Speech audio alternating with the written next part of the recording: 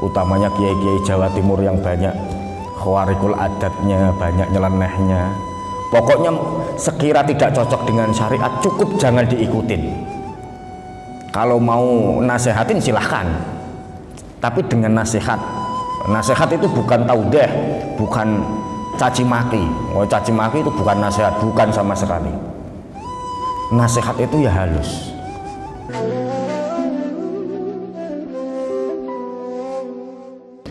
Alhamdulillah. Selanjutnya, ketika kita telah dituntun oleh Imam Ghazali dari mulai bangun tidur membaca tahmid, zikir kepada Allah Subhanahu wa taala, terus istinja juga telah dijelaskan, wudhu juga telah dijelaskan, mandi wajib telah dijelaskan, hingga tayamum tadi.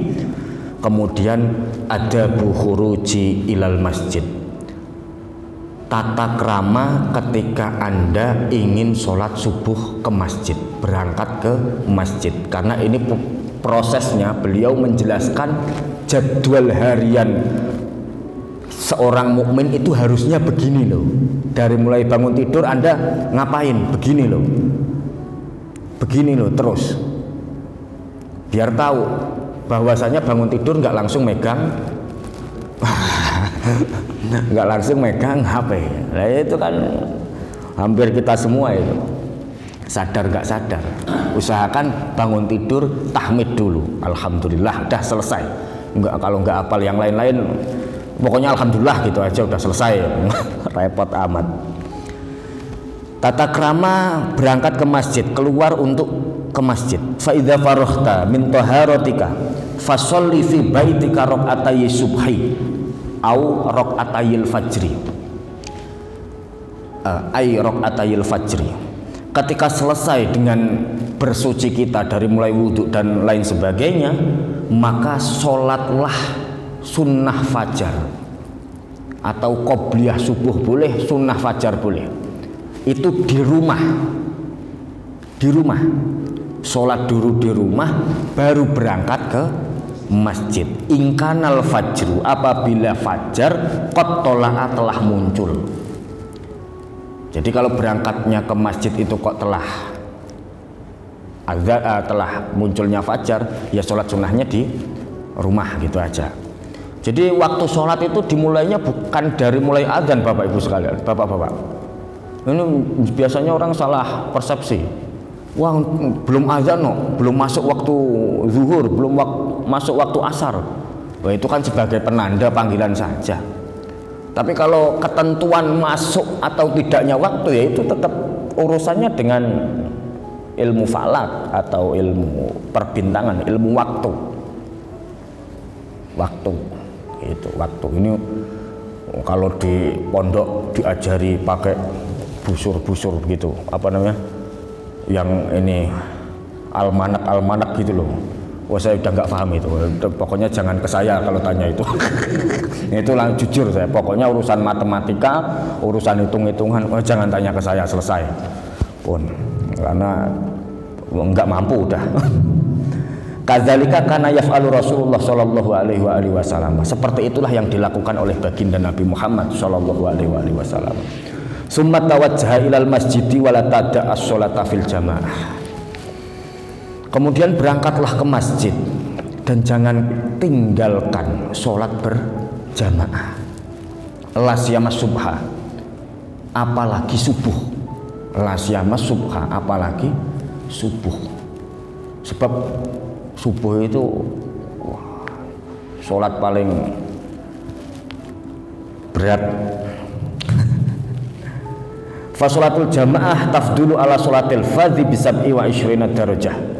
Kemudian sholat jamaah itu lebih unggul, lebih utama daripada sholat sendirian, dengan keunggulan 27 derajat di atas sholat sendirian.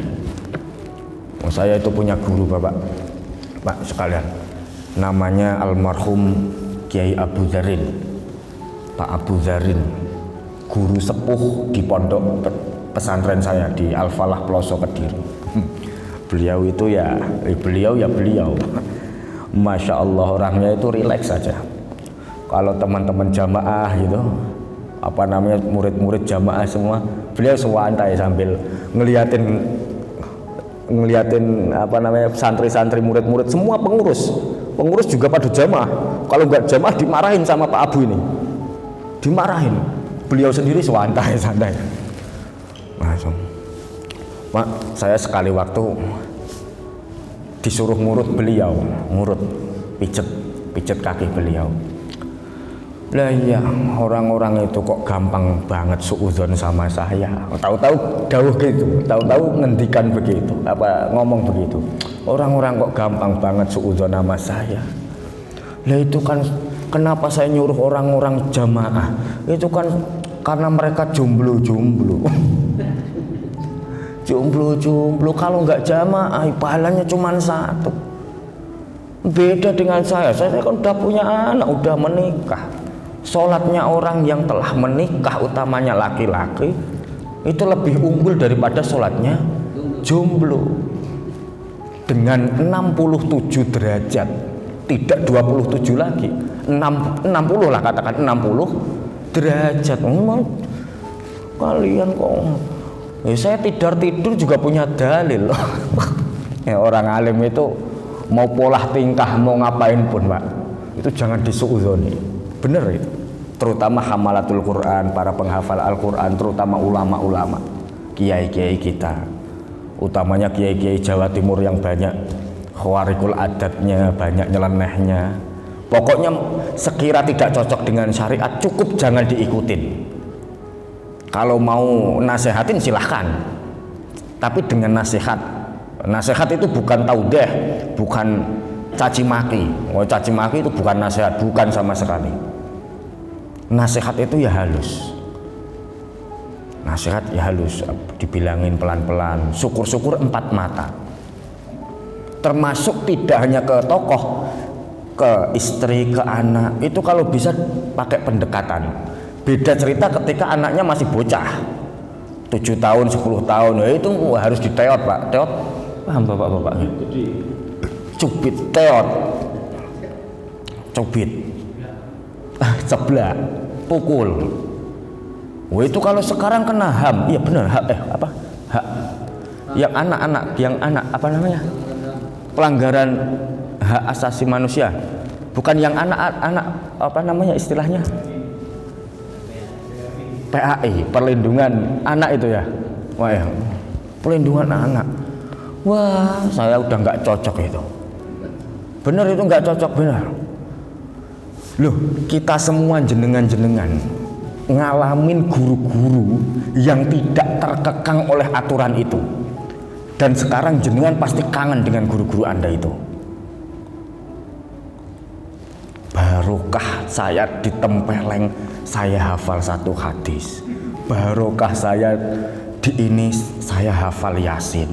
Barokah saya di setrap, saya hafal Waqiah. Barokah ini. Sekarang saya merasakan betul.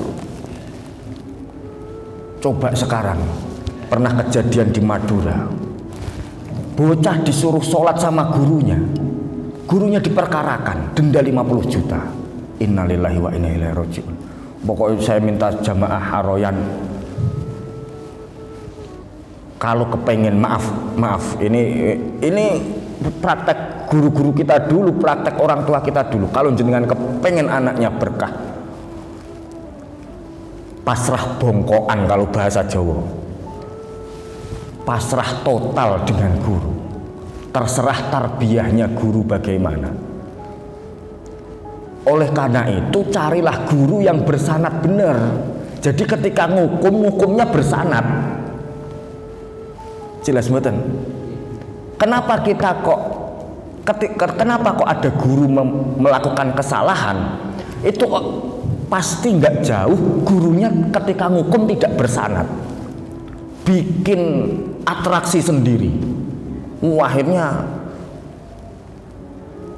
asma, suruh lari-lari atau suruh push up 200 kali, langsung teol. Itu pasti nggak bersanad, jelas nggih. Kalau guru-guru saya semuanya bersanad. Wow, pokoknya ada namanya almarhum guru besar di Al-Falah Ploso, Kiai Imam Mu'alimin, Pak Imam Mu'alimin, Kiai Rosihin, Pak Rosihin. Itu kalau di kan Peloso itu kan pinggir jalan raya.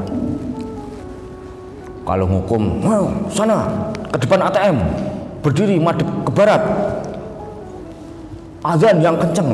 Jadi di pinggir jalan, ditungguin, pakai gebuk, Pak. Itu banyak cerita-cerita semacam itu. Tapi mereka semua terkenang, barokah itu semua. Mereka serius belajarnya, mereka serius baca kitabnya.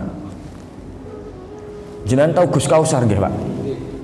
Ini gurunya Mas Ikdam, guru saya, guru semua santri-santri Al-Falah Peloso.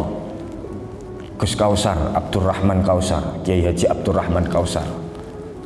Itu pernah dongeng, pernah bercerita ketika beliau privatin sama guru beliau yang privatin.